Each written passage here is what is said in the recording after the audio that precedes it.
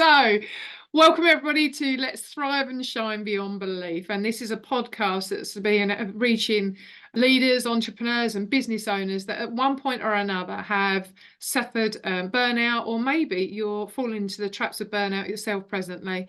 Or maybe you have that limiting belief, a little voice in your head that's telling you you're not enough, or potentially that little imposter is stepping in its way and stopping you from thriving and shining and growing. And this is why we've got the wonderful people like Simon Pollard joining our show, because they want to talk about their backgrounds, their journeys, and what's taken them on the path that they're on so that they can help others to thrive and shine beyond belief. So, Simon, I know that you've got like a whole wealth of experience and lots of different stories to tell. And I know in the background, one of my favourite things that I saw was that shine bright. And that's really what all of us should be doing in life.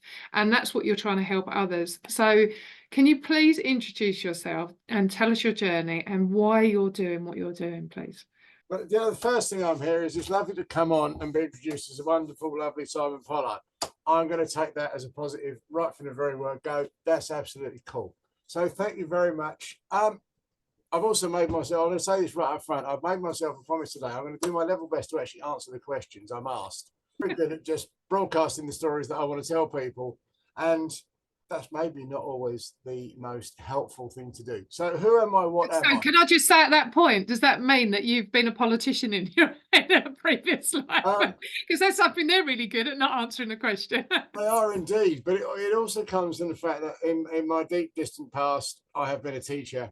One of the things I used to tell the kids when they were sitting at exams and SATs and stuff was, answer the question you have been asked and not the question you would like to be asked, because you have a better chance of getting the marks that you're after. Now, what I've just demonstrated is I haven't actually answered the question that you've actually asked me at the very beginning straight away.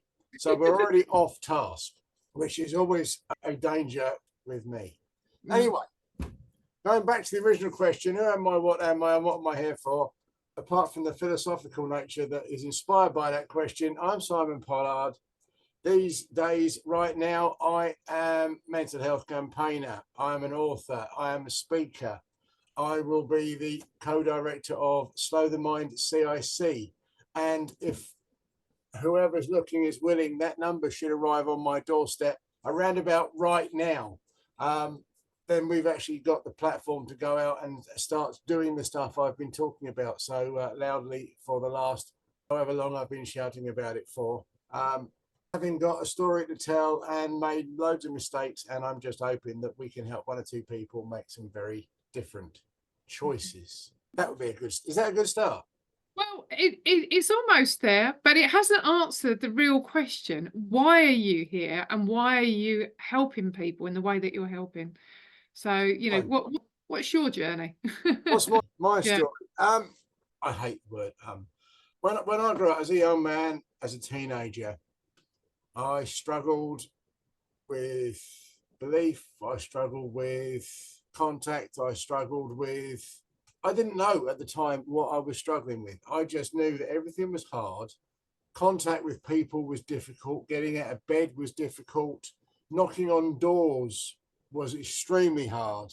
And I just assumed that everybody was finding life difficult, but they were just managing it better than I was.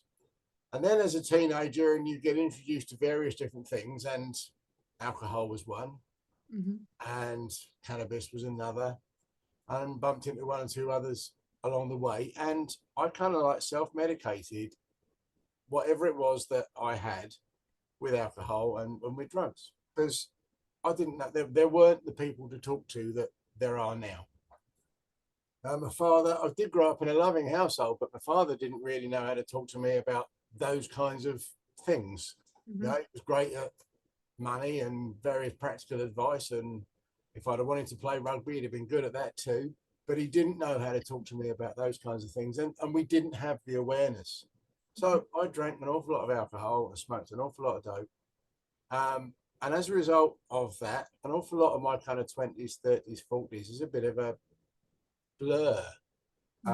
And we're here to be fun. We're here to be alive. We're here to enjoy ourselves. We're here to be happy. we're not here for very long when we come to the real greater scheme of things. And it wasn't until, I suppose, I started looking and questioning and realizing things could be different, and around about the beginning of my 50s, even that's too far away to remember, not really.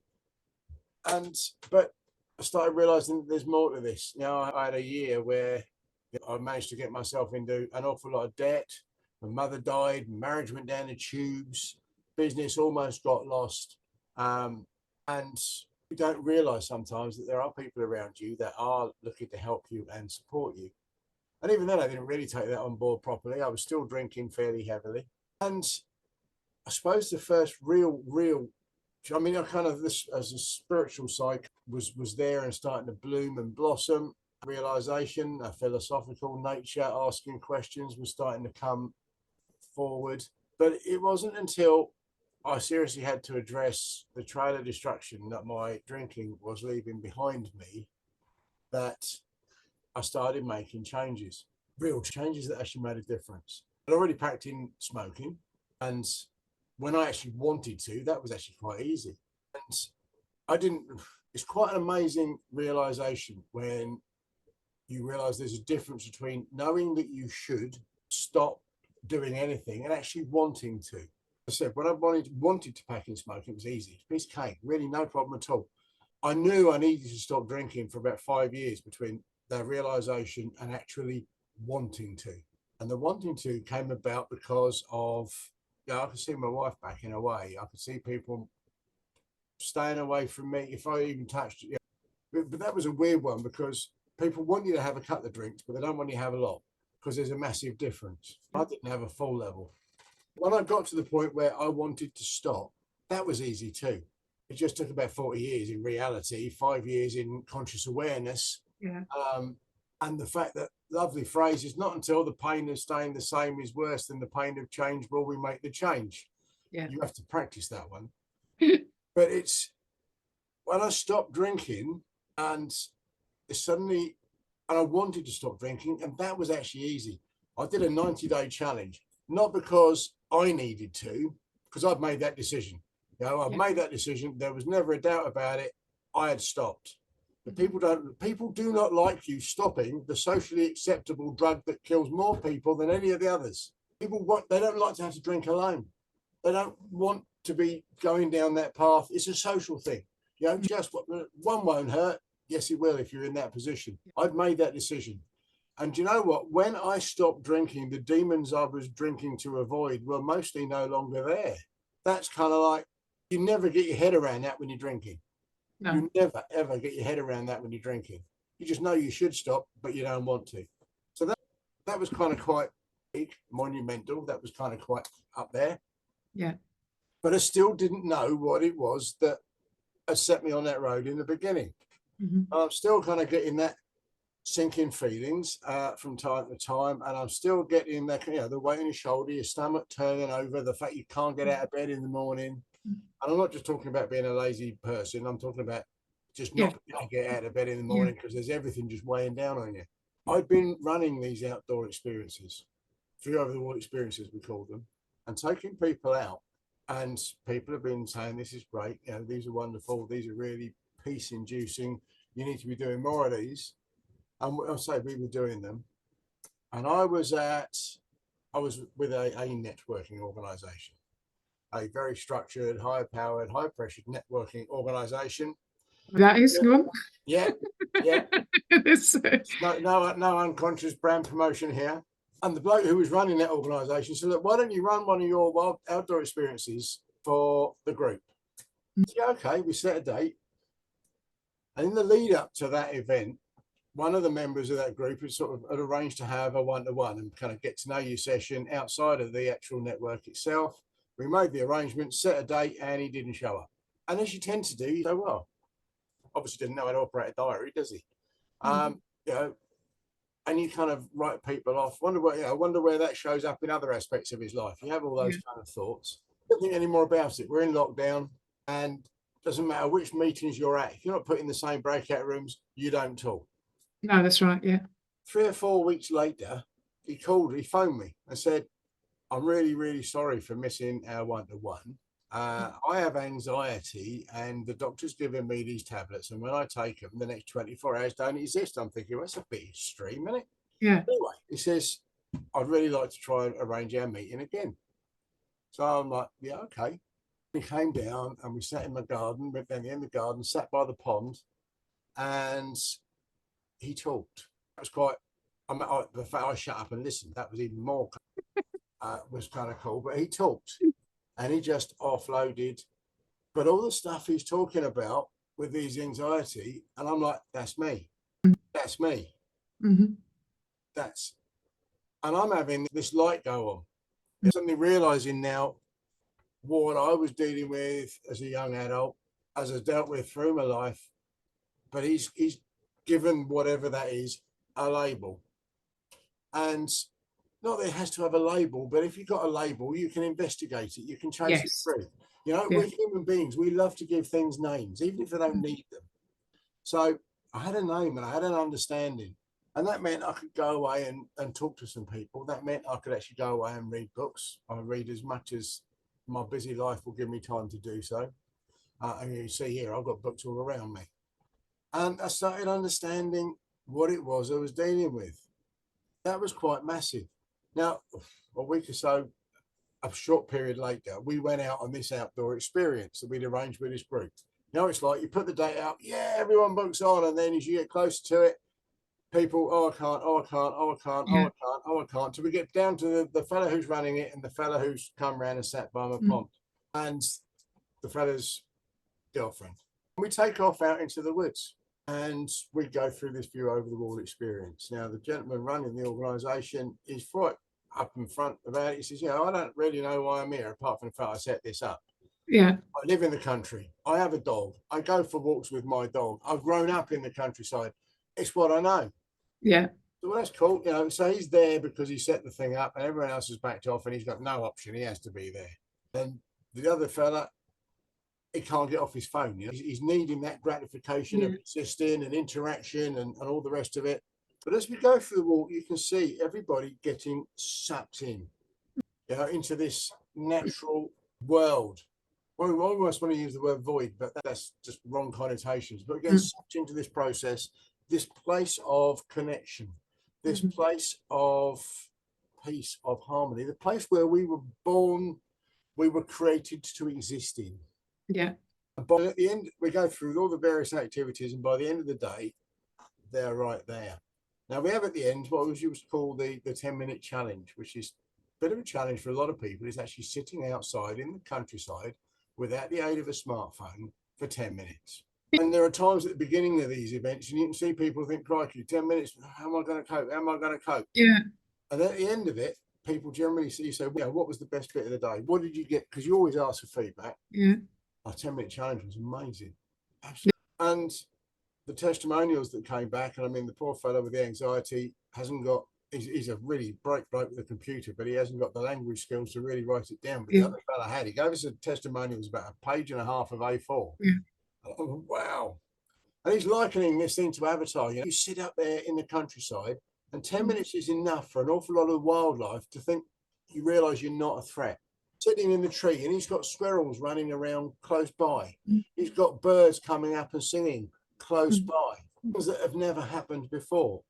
We had that day, and then we sat down in the pub.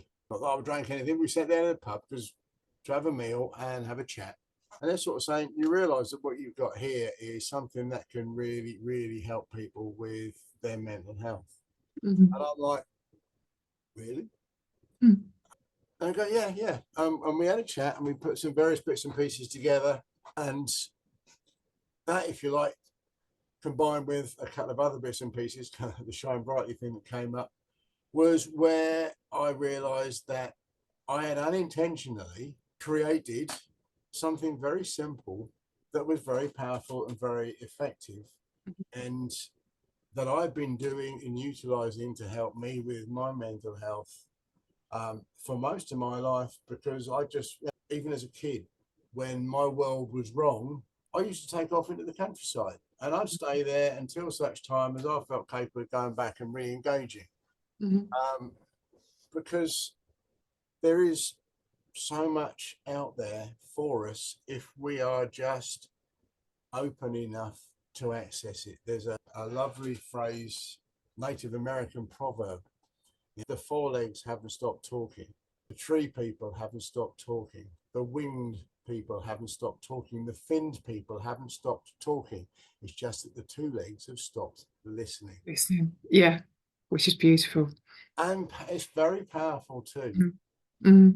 I just think if people take the time, and I have to admit right now, although my head's in a good place, I haven't been in my favourite place in the woods for ages because I've been putting all this stuff together. I'm aware of it. Yeah.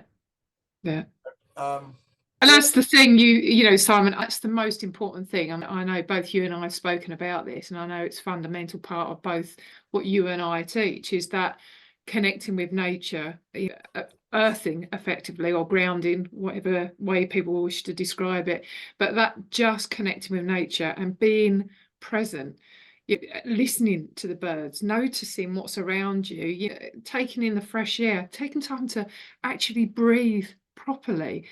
All of those kind of things that clear your mind, re-energizes you, helps you to get more focus, and will also have a natural ability to bring down your anxiety levels just by doing those things. And I mean, what's not to love? I mean, it's beautiful out there. I mean, as I turned around and said to you earlier, unfortunately, it's been blocked out by someone lighting a fire. Why you would do that in the morning, but that's another thing.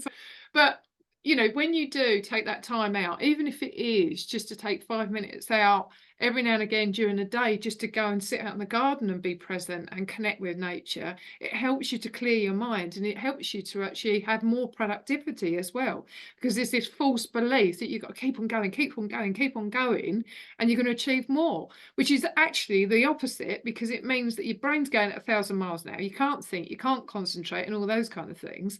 Whereas if you take time out to go for a walk or do some meditation or some water yoga, I've got a little spot down in the garden with my little patio, and I have a cuppa in the morning, the sun comes up, and just time to just be. So hence Slow the Mind CIC. Exactly. It's beautiful. So tell me, obviously this was sort of almost like a eureka moment for yourself, the realization of, you know, that anxiety was one of your key drivers, and obviously there's going to be a whole host of other things, because you know you've got those patterns of behavior, things that have been programmed into you, and that. How are you now utilizing all of these skills and these learnings and experience that you've had on a personal level to now help others? And who are you trying to help right now?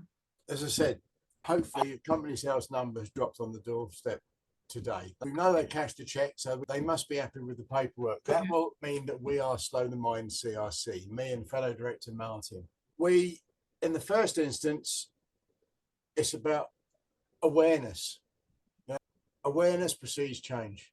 You need to know, people need to know that there are reasons why quite often they are not feeling as they would like to feel, or as they should be feel. If I was at 20, if we'd have been more open about mental health, mental awareness, things like that, I would have known who to talk to.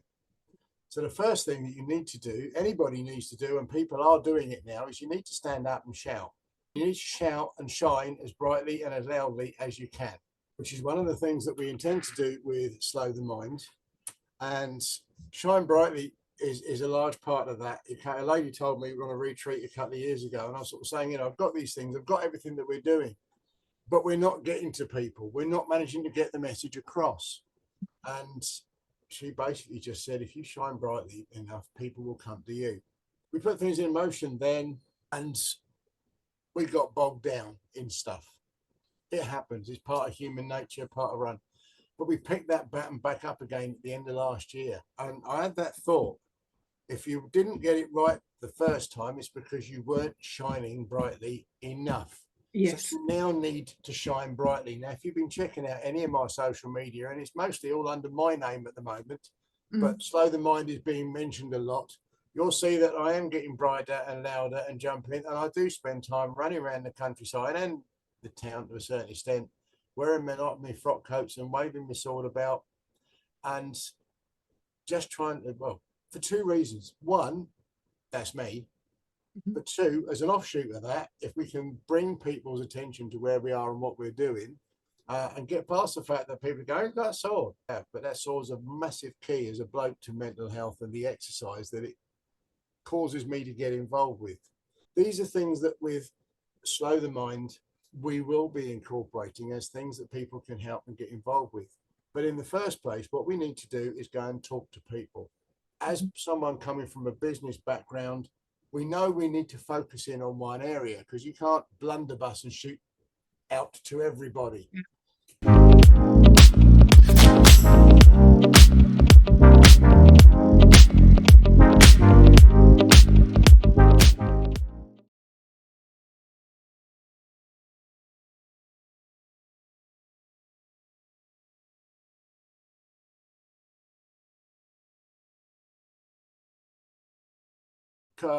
I've had contact on a fairly regular basis for the last couple of years with the Lighthouse Club, which is the charity that supports mental health within the construction industry. Right.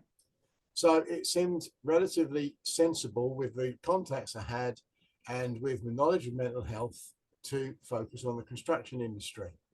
Now, the problem there is even if we get in and talk to people, and workmen tend to rotate fairly rapidly on a construction site, most of them are never, ever going to talk to us on a construction site. No way. Because there is way too much testosterone floating around. I am man the hunter and man up and deal with it. And I will go out and get extremely drunk on a Friday night. But if we can get in there and we can bang them around the head with facts, with information, with stories that they will resonate with. And okay, I haven't worked on a construction site. So that phrase, you've got to earn the right to carry medicine, I've got to justify that as well. And that means I need to have some empathy for those stories and talk to people, get them to talk to them, get them to talk to me. I know one or two people who've said, I can't work there anymore. It's too stressful. Get their stories so that we can go and talk to them. But what we then intend to do is we're going to get a bus. We're going to get a bus. And I spoke to a gentleman yesterday who might actually just have a bus sitting waiting for us, which is one of those uncanny things. It's, you know, law of attraction, all that, and there's a load more in there. And then we can say to them, look, we're going to be in this place at this time every Monday. We'll be at this place every Tuesday. We'll be at this place. They've got somewhere where they can come and find us, which is safe, away from those people who are going, because there's a lot of that around. Judging, And then we, both myself and Martin, are trained mental health first aiders. That means that we know how to shut. I do actually know how to shut up. Listen to people. We can signpost them to people who have far more expertise if they need those. We can also be running events and things that people can then, if they wish to, get involved with, such as the View Over the Wall experiences. And I'm looking at the moment to try and get a kind of group activity thing together. Not so much a drop-in centre. There's a lot of those popping up, and there's certainly a couple locally. I don't want to compete with them. But what I would like to do is potentially get blokes, but almost anyone to come in and do some of the work that I do for me, which I know works. And that involves slow movement. Now, where did the saws and these come around? They're a prop. They're a catalyst. They get me engaging. Because as a bloke, we need to be getting we need something. We need a means to get engaged, a means to engage. I mean, some people like to play football and then talk, but it's a way of doing that. And I do a lot of slow movement, a combination of qigong and yoga and dance as well. I find now having swords, if you like, with the conjurer, I didn't realize where they take them. I had a kind of dream vision thing of people working with swords. And so, I mean, cut a long story short, I had a broomstick in the store, cut that down to and work with that. When you've got something that's 1 meter long in your hand, you have to be aware of the space that is around you, right? That means that you move differently. That means your awareness is expanding. That means your connection is greater to the environment that you are in. That broomstick pretty soon became a wooden cosplay katana. Just love the samurai. And that then became a full-on steel katana, which you can see all of them actually behind me. They're there and available. And I started reading up about the samurai and the swordsmanship. And I found, there's always various different poses and way that you move, and it's a very spiritual thing. The samurai were very spiritual people. It wasn't all the hack and slash that you see on the Hollywood movies. But I found I was more interested in the movements between these poses than I was the actual poses. And that becomes dance. If you then add a bit of music, and I've got AirPods, I'll put one AirPod in, I'll leave the other one out, so I'm still connected to the outside world, but I've got the music going, and I'll dance with the swords, but I also dance without them. And because one's heavy and one's light, and the broomstick you can get hold of both ends, wouldn't suggest that with the sword, they all have a different effect, a different part to play. But that means of expression, a pace that I'm comfortable with, and sometimes it needs to be really slow, and sometimes it can be faster, is a great way of just losing yourself away from all of those elements that are difficult, are stressful, are tricky. And I get, when I haven't got anything else on, or I haven't been too late to bed, I'm getting up at 4:30 in the morning. And most people are going, there's 2 of those in a day. There's 2 4:30s. But that's a time when no one's got claim on my time. Yeah. So I get up, I do some meditation, I go out with the dogs, and I talk to the world, and I tell it how grateful I am for everything I have, everything that is a part of my life. Gratitude is such a positive vibration. It's massive. Pono, sorry, please forgive me, thank you, I love you, are the 4 most powerful things you can say. I didn't let you mean them. Yeah. Go through those, and then I'll come back and I'll spend, the idea is to spend half an hour or so dancing, moving, doing exercise. If I'm not careful, it's an hour and a half on top of what I've already just done. Which means that you do have to kind of watch the clock a little bit. But the whole point of it is that it becomes timeless. You get in the zone and your mind finds peace. Yeah. And when you find that peace, then you can carry that with you. Yeah. Doesn't mean to say occasionally you meet people who really do need a knife stubbed in their... I don't think that's really... I'm not a physical one, but there are times when you meet people... I know, metaphorically. Self-control. I was just about to say, one of the key elements here that we're supposed to be teaching people is being able to learn to take a step back, and also sometimes have a space of compassion with other individuals, because you don't know what's driving their behaviour, because ultimately there might be something going on in their life, or same as you, they've had a whole lifetime of anxiety, don't even know where it comes from. But I mean, one of the interesting things that you've said here, amongst many of them, you've mentioned that construction industry is where you're targeting and focusing, and obviously it's not just because of the contacts that you've got. There's got to be a reason why that specific audience you're targeting. What is the key reason why you're targeting construction industry?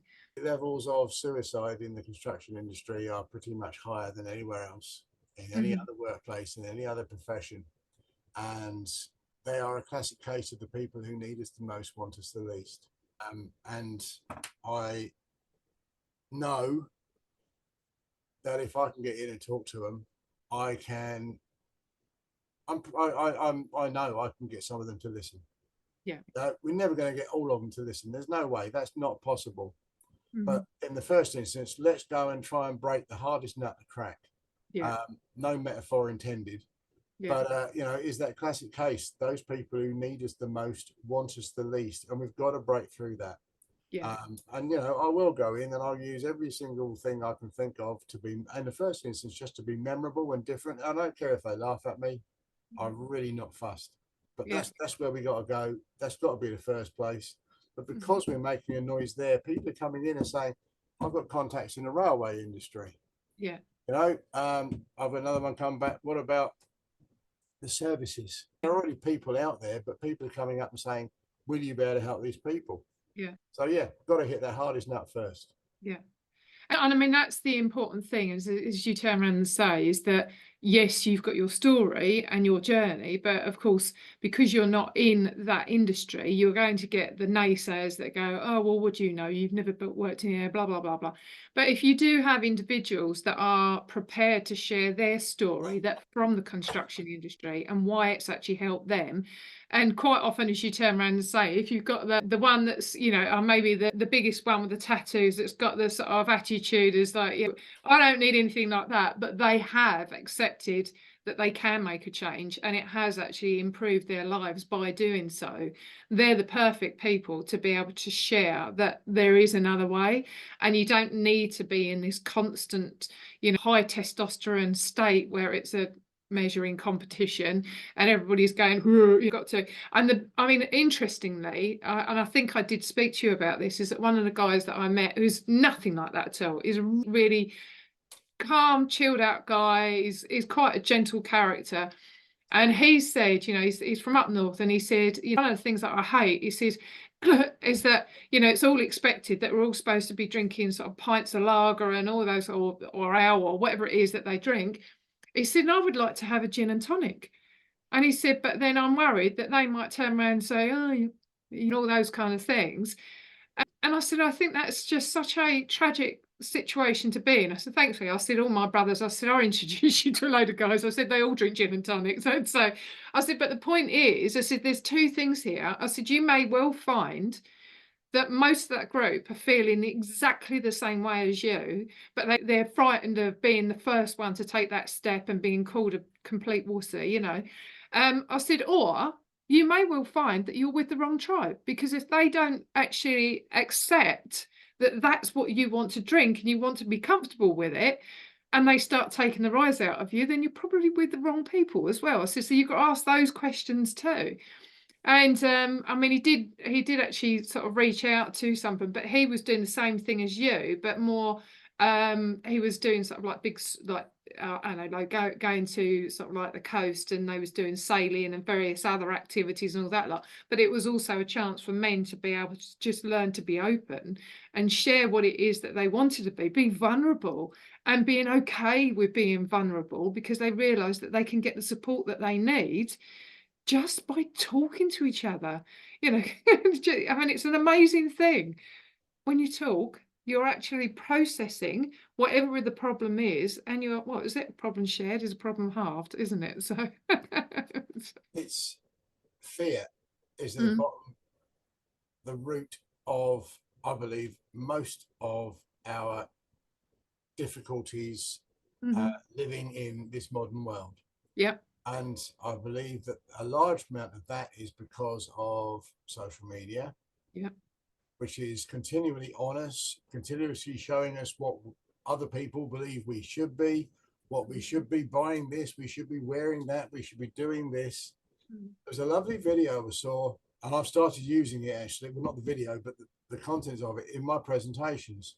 It takes, you think of any situation where people will dance, right? Whether that's your good old-fashioned disco, nightclub, festival, whatever that is, and the first person that gets up is a brave person. There's a massive amount of fear to be the first person to stand up and dance. Thankfully, I'm one of those. I do it all the time. I've become one of those. But there is a massive amount of fear. Now, you're then kind of like, the most important person then is your first fan. Yeah. The first person that comes up, and because at that point the fear level comes down massively, and each time a person joins in, that fear level comes down and down and down. It's not the fear of doing it, it's the fear of starting it. Yeah. Now, as there are more and more people dancing, not dancing is more scary than dancing, so people will get sucked into that void. So the beginning of my presentations at this moment, I'm actually starting them off, putting some music on, getting up, dressed up in my frock coats and everything else, and I start dancing. And on the video, on the PowerPoint behind me, it just says who will be first. Now, I've usually got a stooge there, so that if in half a minute to a minute, because I haven't got hours and hours to talk, nobody's got up, somebody will get up. And the minute they get up, I can make that point. And we're now talking about fear.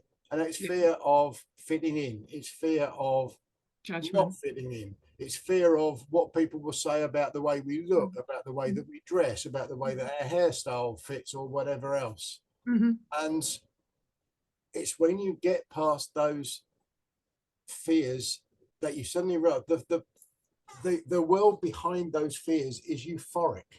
When you face those things and you get up and you do it, it's monumentally massive. As somebody who suffers with anxiety, who's a Libra and who overthinks massively the entire time, what if I do, what will happen, blah, blah, blah, blah. That's now my cue.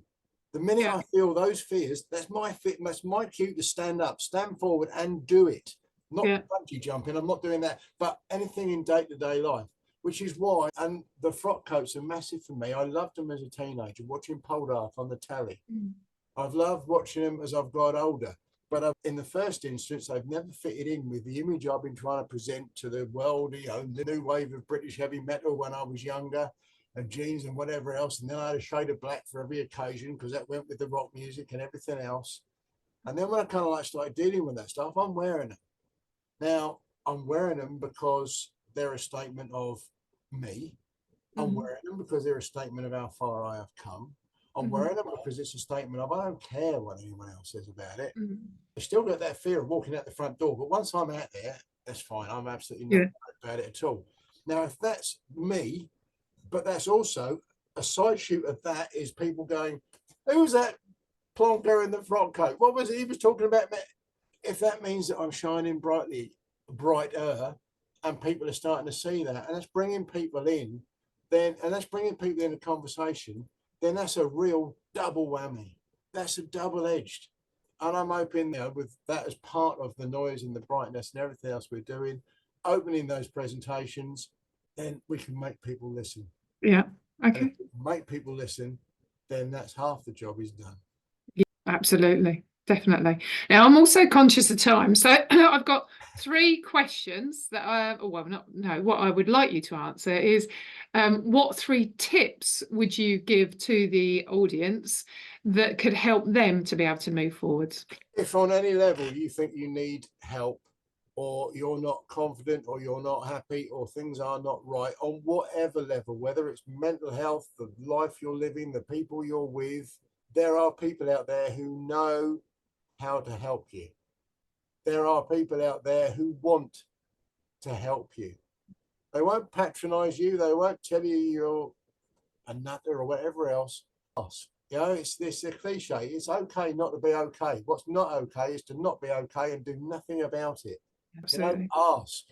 If you've got people like, brain's gone, English prep forward, Joe Marler, who, again, we were talking earlier, you know, the bloke's 6.5 foot tall, he's covered in tattoos, he's got a Mohican, he's an English prop forward, is happy enough to stand up and say, do you know what, I've got real issues here with my mental health, then why can't anyone else do it? You know, he's got that position. So that's the first one. If you think you need help, ask. Awareness precedes change. You know, second, as I think I said earlier, face your fears. Absolutely face them, because on the other side is euphoria every single time. Whenever something you get up and do it, because once you've done it, it's brilliant. And do you know what? Don't put it off till tomorrow. Do it now. Face the fear as soon as possible. We are only here for around about 80 years if we're lucky. Maybe a bit more if we're even more lucky. In the scheme of things, that is nothing. Be happy. Peace. Be happy. Face fears. Sort them out, and go back to the first one. If it's not right, ask. Lunacy is doing the same rubbish thing over and over again. The good old saying from Einstein, isn't it? And expecting a different result. So you know, but also understand that you've got to know sadness to understand happiness. You know, you've got to understand fear to know peace. You know, they are all parts of that, both together. It's, you've got to go through those things, but also then there's another lovely cliche, you know, yesterday's history, tomorrow's a mystery, today is a gift called the present. Be aware of now. All the time, be aware of now. And I'm going to just chuck a fourth one in because it just crossed my head, but I'm very, very aware of it. Be aware of what you're thinking. Be aware of what you're thinking. And the minute you start thinking something that is negative, you need some kind of pattern interrupt. I've got a hand on my wrist. The minute I catch myself thinking negative stuff about anyone else, about what's going to happen, about not believing in a positive future, snap, it changed. It is a little bit of self-pain, you know, but it reprograms what's up here. You know, what you're thinking now, and that will ease your anxiety. Don't dwell on the stuff that's rubbish. It doesn't help. Yeah. Well, it's that negative self-talk. It's learning to reframe it another way, isn't it? So instead of programming the right side of your brain, you're programming the left side. And when you do that, you get far more positive energy. You also think about, problem solving's better. You get more creative, and yeah, you just becomes the norm. You end up not needing to flick your wrist because it just becomes part of life, but it does take practice. So thank you for all of those. That's really, really good. And a very, very question. It is quick question because I do have to actually go out for a lovely walk. So that's planned. And so if you was going to go back to your 20-year-old self, what advice would you give him? What I just said. All right. Well, that's good. That's fantastic. Now, just remind me, did you say to me that you've got a book in progress? Yeah, I have. I absolutely have. And I think I was going to call you out on it. And when are you going to actually have it finished? Book's finished. It is finished. The book's ready to rock and roll. Right. The question is when we're actually going to release it. Yeah. That's much harder to answer. And the reason that is becoming a difficult one is because, and I know you've got to go out for a walk. We've got Slow the Mind will exist any day. I'm walking the Pennine Way in September, and we've got the Baton of Hope coming with us. Check out the Baton of Hope. Amazing, amazing. Fronted by Mike McCarthy. The baton itself is a work of art. The symbolization is amazing.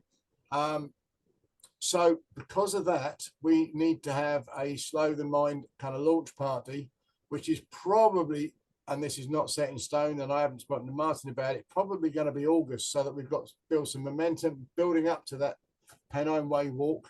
After the Pennine Way walk, we're going to need to have a post-Pennine Way shakedown with some video and whatever else to maximize that momentum. Now, because of those, we may well have to put the book release to kind of Christmas time or the new year, because it doesn't quite fit in with those things which are around that Pennine Way walk and which are at this moment in time far more important.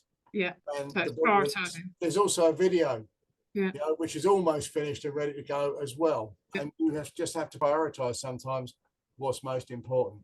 Absolutely. Yeah, it's priorities and focus. Sorry, I've just thrown something. So priorities and focus. So anyway, what I will do for everybody that's listening, if you find out more about Simon, what he's doing, if you know anybody that fits that criteria, maybe in the construction industry or any other industry, where it's construction, building, as you say, railway tracks, all of those kind of things, where it's going to be high stress levels, and you're maybe a guy that feels the fear of being able to reach out to other ones, then look Simon up and find out how it is that he can help you to be able to overcome some of your challenges, some of your anxieties, and be able to thrive and shine in your world beyond belief. So thank you, Simon, and thank you, everybody. And if you like this and you'd like to share it to some of your friends that it could help with, then please do so. Anyway, have a fantastic day. Thank you very much.